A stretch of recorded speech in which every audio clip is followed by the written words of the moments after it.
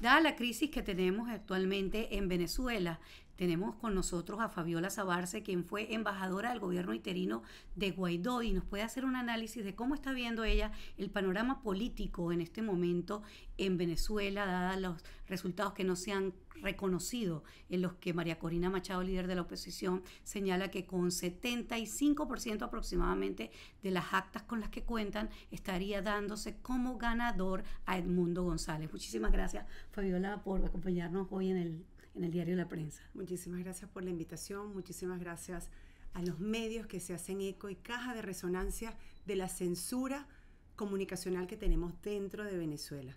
Por eso seguimos avanzando, son 25 años de dictadura, hemos tenido que sortear cualquier cantidad de trabas y una de esas, comentábamos ahora, fue lo que fue ese gobierno interino. Hoy en día, después de haber aprendido tantas y tantas lecciones, ¿por qué ir contra una dictadura que no tiene escrúpulos, que no se mide? Sabemos que tenemos que estar preparados y hemos ido aprendiendo de cada una de las etapas dolorosas y fuertes que hemos vivido en todo este tiempo. Y en esas etapas tenemos finalmente el día histórico que logramos consumar el 28 de julio del 2024, donde no se puede tapar el sol con un dedo, donde nadie puede decir lo que las imágenes hablaban por sí sola, todos, la prensa internacional apoyándonos, y lo vivimos aquí también en Panamá inclusive. Fue en pequeña escala, pero aquí vivimos esa diferencia gigantesca, esa brecha, ese bastión del chavismo-madurismo en el mismo Venezuela que ellos se encargaron de acabar. La gente votó contundentemente y siguen las actas llegando. Cada acta que llega y que se puede totalizar, que se puede escanear y poner en ese servidor que está a la orden de todos los que nos escuchan ahorita a través del enlace, podemos ver cómo cada momento va creciendo y cada acta que llega tiene un héroe detrás de ello, porque estos testigos de mesa fueron los que pudieron tener esta copia de estas actas. Por ley tenían derecho a tener esas copias, pero no las estaban entregando. No las estaban después transcribiendo y enviando esa información al CNE. Pararon la transmisión, se detuvo a las 6 de la tarde, que es donde el régimen quiere empezar a excusarse, que fue donde empezó el boicot, que es como siempre, ellos siempre tienen boicot y todo. Ellos tienen toda la maquinaria, dicen tener el mejor sistema electoral blindado y resulta que cualquier cosita o inofensiva de cualquier oposición puede hacer todo este boicot. Ahora, ¿qué esperar? Porque ya María Corina Machado ha llamado a manifestaciones pacíficas. Hoy vimos también una concentración en la sede de la ONU, en una de las principales avenidas de Caracas, cómo la gente está saliendo a reclamar su derecho al conteo de votos. La brecha es gigante. Venezuela se convirtió azul después de haber visto que ha sido un proceso y cada vez íbamos ganando más personas que reaccionaban y despertaban ante estas dádivas de un gobierno que lo que era pan y circo, o el miedo que tenían porque de esta tarjeta de votar a favor de ellos dependía que yo pudiera llevar la comida a mi casa, que no me botaran del trabajo, obtener la bombona de gas. Es un chantaje muy perverso y muy duro como madre, como familia vivirlo, pero la gente hasta eso perdió el miedo. Esa brecha tan gigante, estas actas siguen subiendo, ya vamos llegando a más de un 80%. En este momento estamos hablando de más de 8 millones de votos por Edmundo González Urrutia, presidente electo de Venezuela. Ayer veíamos las imágenes, los venezolanos el lunes, Venezuela amaneció de luto. Es una barbarie haber querido tapar el sol con un dedo, con estos números tan gigantes. Y por eso amanece silenciosa Venezuela ayer. ¿Y qué empieza a aparecer? Manifestaciones orgánicas, espontáneas, de todos lados. De los propios bastiones chavistas es donde salieron más gente con más fuerza a tumbar esas estatuas, a decir, vete ya, queremos vida. No podemos seguir sometidos, ya no tengo mis hijos, tuvieron que cruzar por el Darién, muchos han vivido, la familia está separada. El discurso de María Corina ha sido el abrazo y el reencuentro de la familia. Como madre lo sentimos. ¿Quién no siente? ¿Quién no tiene un familiar ahorita fuera de Venezuela? Otro adentro. Estamos divididos, esto es un pedazo allá, un pedazo acá. Y pasando full trabajo, porque el que está adentro la pasa muy duro y tiene su cruz, y el que está afuera también la pasamos muy duro, a pesar de que tenemos la oportunidad de emigrar a países grandes que nos reciben. Pero la nostalgia de ver un país que muere por sí, que no tenemos casa donde regresar, el no tener a tu abuelo, a tu papá, el que no podamos crecer los hermanos juntos, duele muchísimo. Y por eso Venezuela hoy en día se ha pronunciado, esta brecha se ha disminuido, esta brecha es indetenible. Y lo otro es que todas estas lecciones nos han llevado a que gracias a nuestra líder María Corina Machado hemos blindado todo un equipo, un aparataje que lo podemos ver en el mismo enlace que hablábamos ¿Tú ahorita. crees que se va a reconocer por parte del gobierno? Ya vimos el día de ayer un acto en el Consejo Nacional Electoral, Maduro dando un discurso en la mañana, luego volvió a dirigirse en la noche llamando a un supuesto diálogo, llamando a la paz, pero también hablando de sabotaje, de golpe de Estado. ¿Hay ese ambiente como para que se reconozcan y se puedan contar todos esos votos y se pueda hacer un escrutinio de verdad en libertad, sabiendo que tenemos un árbitro como es el Consejo Nacional Electoral, que está plegado por gente del propio régimen de Nicolás Maduro? Esta jugada ya no la sabíamos, por eso hablamos de que todos estos años que hemos vivido no son en vano. Así que ellos saben, y saben los militares, que aquí la jugada más importante son los militares, son esos policías, pero ellos también tienen familia. Lo que yo acabo de contar anterior, ellos no son ajenos a eso. Ellos también están divididos. Ellos están pasando las mismas necesidades, porque ellos tienen hermanos, tienen sobrinos, tienen tíos. Entonces, aquí nadie se salva. Aquí las pocas cabezas que están controlando las armas en Venezuela, los militares son los que tienen la decisión. Pero no todos tienen crímenes de lesa humanidad. Y ellos están viendo y vieron con sus ojos, porque ellos tienen el plan de república. Ellos estuvieron ahí y vieron voto tras voto, vieron lo que pasó y fue gigantesco, monstruosa. Las gentes que pasaban y que votaban por Edmundo y que querían libertad.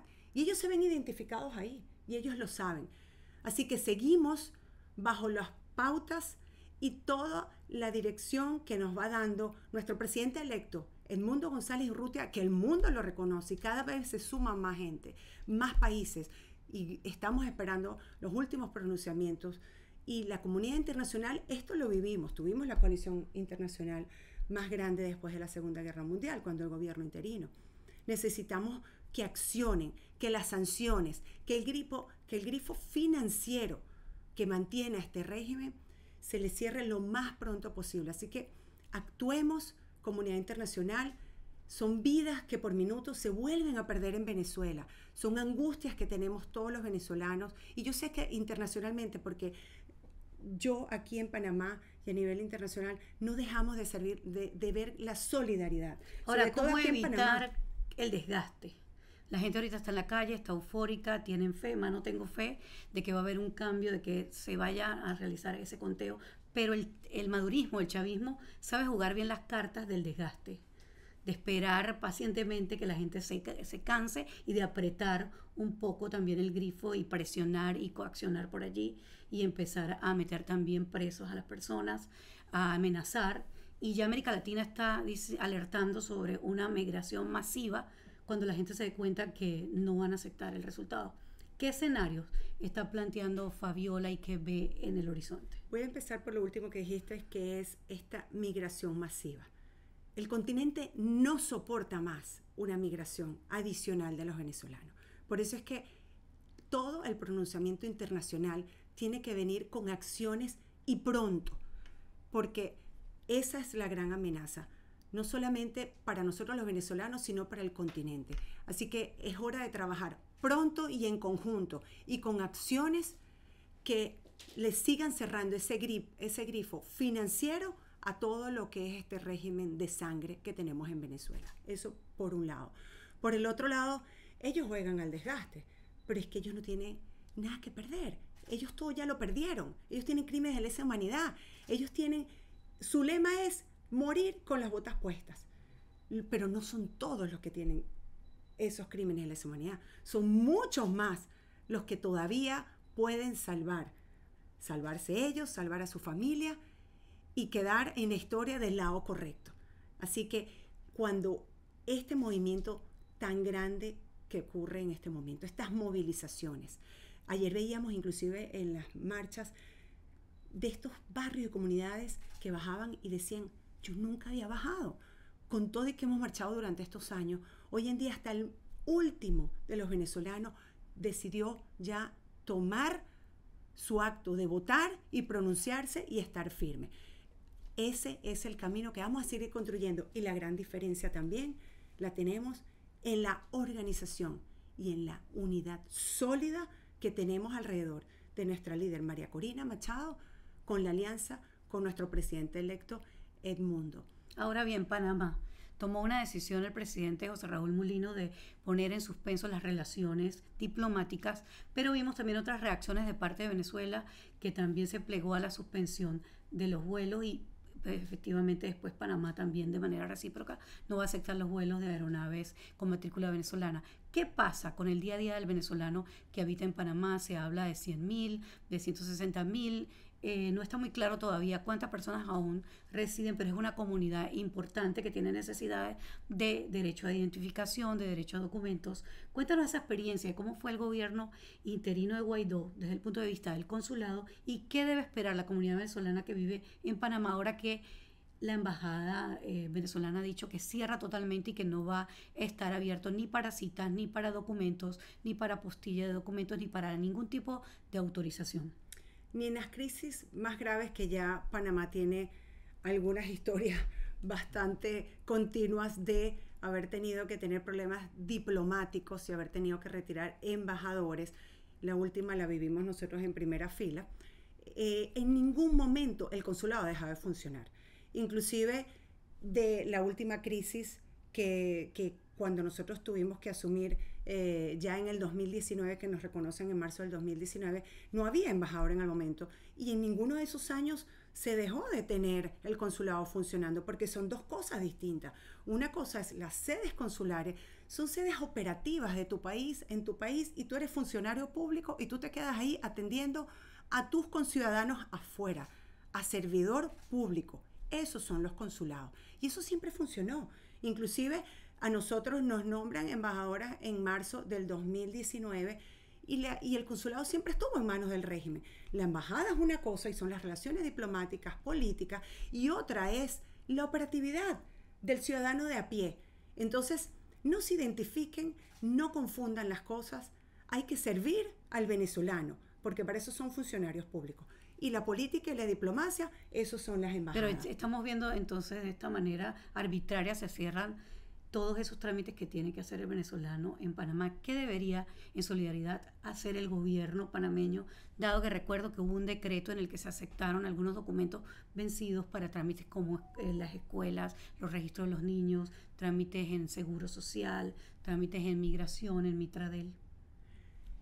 Agradecemos muchísimo a Panamá, porque en esos momentos de mucha necesidad para tanto venezolano, porque inclusive el consulado estaba funcionando, pero teníamos la crisis de pasaportes en Venezuela. Justo en esa época, ya nosotros asumiendo en el 2019.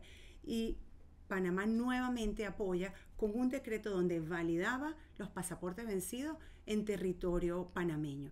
Automáticamente los seres humanos volvemos a ser personas reconocidas, porque si tú no tienes una identidad, no puedes hacer absolutamente nada. Los gritos que nos llegaban desesperados a través de las redes, a través de todo nuestro medio de comunicación, cuando trabajamos en ese momento, era impresionante saber casos de hasta niños que no habían podido obtener ni su título de bachiller porque tenían un pasaporte vencido, personas que no podían ingresar a hospital porque tenían el pasaporte vencido, personas que no podían conducir, renovar su cédula, bancos, no podían cobrar un cheque, no eres nadie cuando tú no tienes identidad.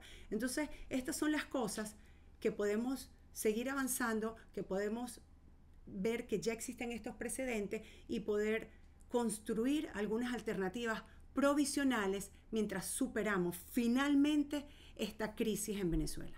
Muchísimas gracias a la embajadora Fabiola Sabarce, embajadora del gobierno interino de Guaidó. Gracias por acompañarnos y por seguir haciendo vida en Panamá y ser una mensajera acerca de la libertad necesaria en Venezuela. Sí. Últimas palabras. La transición ya inició 28 de julio del 2024. Gracias a todos los que hicimos historia y vamos a seguir haciendo historia. Tengamos fe. Estos escenarios los sabíamos. Sigamos adelante con confianza y ya saben, todos juntos repetimos hasta el final. Hasta el final. Lo vamos a ver. Muchísimas gracias.